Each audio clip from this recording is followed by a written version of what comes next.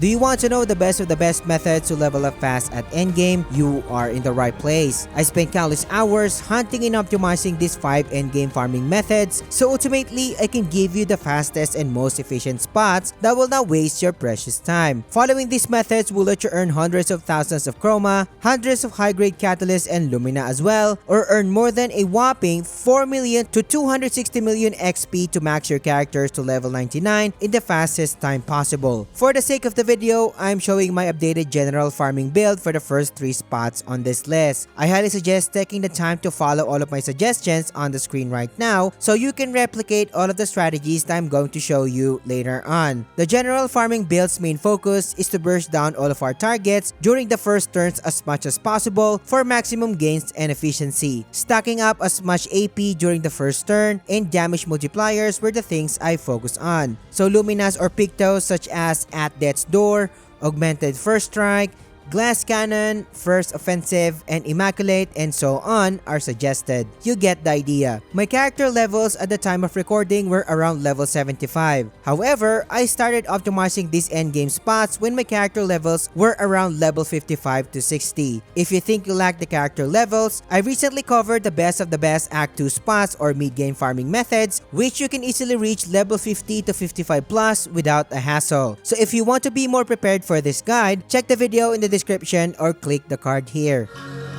Starting the list strong by accessing the Frozen Heart, Ice Heart farming spots, which are the best spots at the beginning of Act 3. You can find this optional area near Monaco Station in the icy region of the continent, and I'm showing you the location on the screen right now. With a recommended character level of 55 to 60, this spot will let you farm Nevrons with an optimized farming route. The Ice Heart Expedition flag is going to be our main starting point for this run. To start the actual method, head inside the tunnel and follow the long, narrow pathway, which will eventually lead you to the train station's entrance. It may seem daunting at first because of the long travel time that this method has, but trust me, it will pay off later on. Skip the Stalak Nevron for now and follow the right side of your current path and exit the train station. The path will then lead you to a narrow area with the Dancer Nevron. This is our first target in this route, so engage it with a preempted strike. When the fight starts, let Mael cast her Phantom Strike skill to clear out the targets. Most of the time, this skill is enough to end the fight if you follow my suggested setup. Once the fight is done, backtrack to the open field and hug the right side of the area once again while moving forward. The Nevron with the Ice Hammer is our second target, so engage it with a pre-entered strike. The same idea applies, just cast Phantom Strike to clear out the enemies and end the fight. Once the second fight is done, the third Dancer Nevron is not far from your location, so engage it and clear the pack as well with a Phantom Strike. After the fight, do a sharp turn to the left and notice that a Stalak is chilling in a tight space. As usual, do a preempted strike to start the match. Once the fight starts, let Mael shoot the Stalak 3 times to remove its shields and cast Fencer's Flurry to damage all targets and inflict all of them with defenseless status ailment. CL will cast her marking card to damage and mark the Stalak in the process. Verso will then take his turn and cast Defiant Strike to damage and reapply the marked status ailment on the Stalak. The Stalak will then die from your jumping attack counters, ending the fight. Do a 180-degree turn and head to the train station entrance where the previous Stalak that we skip is located. On your way to the Stalak location, engage the Hammered Nevron. Again, do another Phantom Strike to wipe the targets and end the fight like a cakewalk. Once the fight is done, engage the last target in this farming route, which is the Stalak guarding the train station. We will be doing the same strategy that we applied in our previous Stalak match prior to this one. So let Mael do 3 free aim shots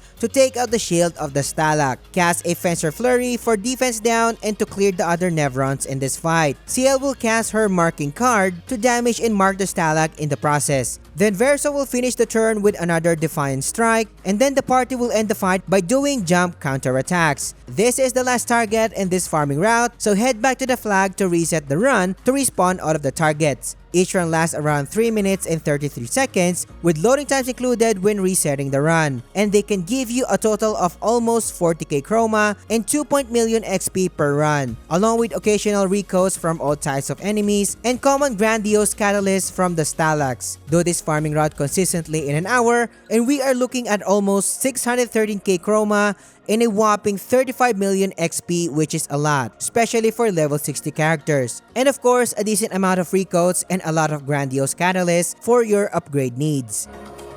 What if you're too bored following a farming route and prefer a shorter method to follow? Good thing for you, there's another spot in this location which only require you to farm a single Stalak enemy pack. The Iced Heart Expedition flag is still our starting point for this run, and we start the actual method by heading to the nearby woods, past the floating train cars. You are in the right direction if you get past a dead Grandis lying near a tree. Follow the trees and eventually, you will see the lone Stalak and engage it to start the match. This time, make sure that Tia will take the first turn and let her shoot the Stalak twice to lessen its shield count. Then let her cast her Hour Sacrifice skill, which will siphon Verso and Mael's HP to give them more damage multipliers and take out the side Nevrons in this match. Mael will take her turn and let her cast Stendhal to one-shot the Stalak, ending the fight in the process. Once the fight is done, head back to the flag to respawn the target and rinse and repeat. Each run takes about 42 to 43 seconds with loading times included and gives you around 8k chroma and 461k XP per run. Stick with this method in an hour and we are looking at 710k chroma and a whopping 39 million worth of XP along with recoats and a lot of grandiose chroma catalysts. You get 4 million plus more XP compared to the previous spot since the travel time was cut significantly. But depending on your preferences, use the method that works best for you. If you're getting value so far, subscribe to the channel. Liking the video and engaging in the comments helps me a lot. Join our Discord server and discuss role-playing games such as this, and I appreciate your support.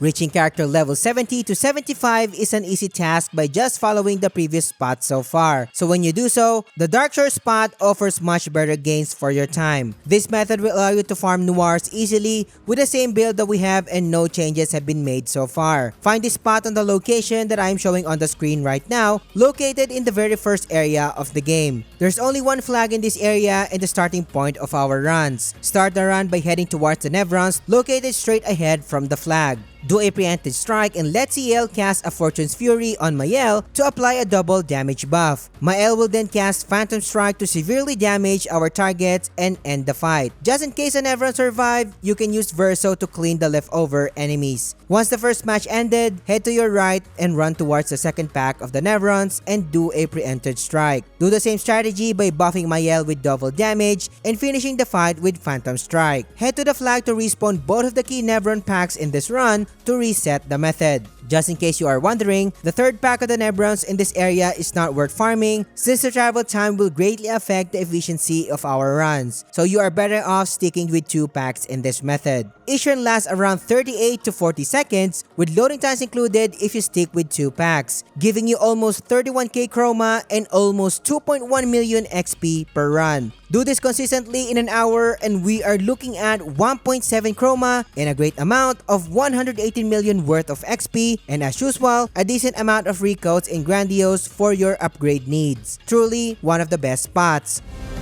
If you find the last spot crazy, the entrance spot in Renoa's draft is simply mind-blowing. This method can give you almost 4.6 million XP per run by farming the highest level of Nevrons in the game. Access this spot by accessing an underwater entrance, but SKA should have the ability to dive first. You can get this ability by maxing your relationship with him and also clearing a short side quest. Since we need more firepower to farm efficiently in the next 2 methods, it is a must for us to update our build. Once again, I'm showing you the updated farming build for the last 2 spots. One thing to take note of is Mael will have additional solo fight Pictos because there's a method that she will fight alone later on. We need every damage multiplier to make our runs efficient, especially the mobs in this location are tanky as hell. I started leveling my characters in this area around level 80 and it is completely doable as long you follow the setup. But you do have an option to stay in the Darkshore spot and get around level 90 if you wish to do so. Now that you are ready, start the run from the entrance flag and head to the lower area by following the straightforward ledge. Ignore the pack of Nevrons for now and head to your left and run through the narrow pathway. Access the grappling mechanism to reach the upper area. Past the mask, you can already see our targets for this run.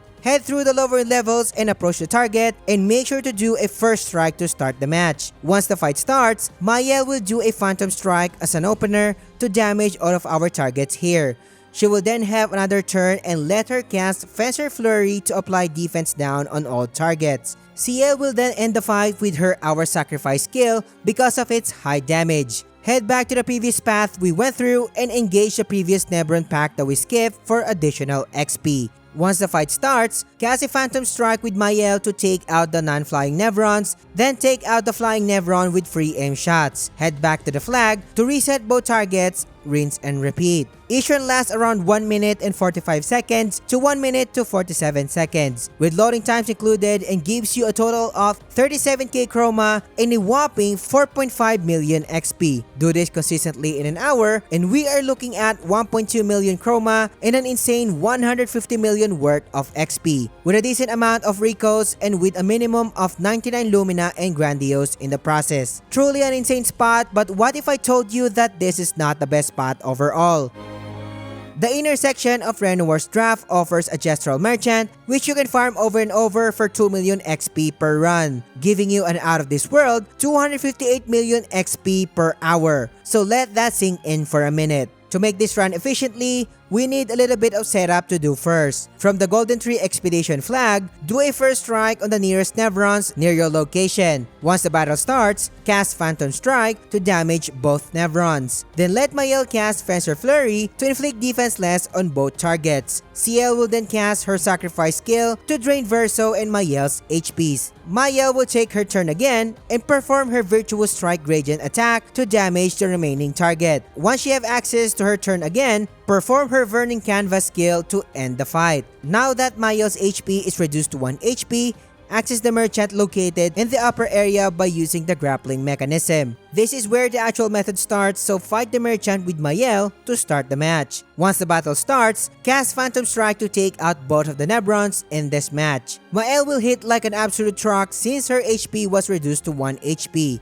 Then finish the fight with Stendhal. From here on out, you can just repeat the fight over and over by just doing a rematch with the merchant. With lightning fast clear times of 30 to 31 seconds with loading times included, no wonder this is the best spot in the game. Each run gives you an insane almost 2.2 million solo XP and almost 1.1 million bench XP. If you do this consistently in an hour, expect almost 2 million chroma, an out of this world 129 million bench XP, and almost 260 million solo XP, along with a minimum of 120 plus Lumina and Grandiose and varying recoats as well. Truly the best spots in the whole game to reach level 99 fast. But what if you just started Act 2 and want to know the best spots to level up fast? Click on this video and I will catch you on the next one.